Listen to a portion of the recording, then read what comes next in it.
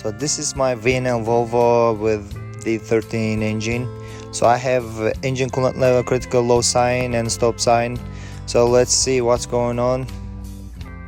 Let's find out. So I'm checking the reservoir level.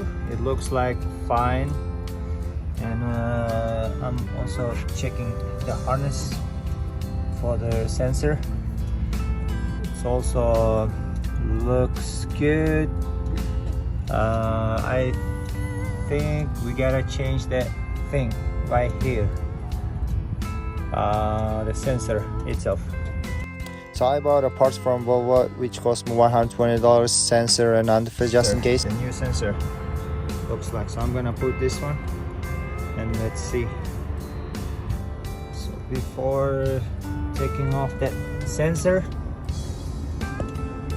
right here in the bottom, make sure you have to release the pressure first.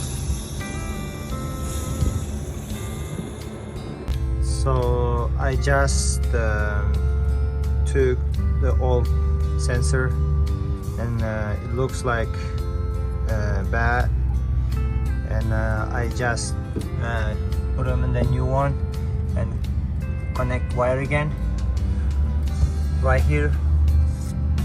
Okay, let's see. So let's see the dashboard. Bismillah.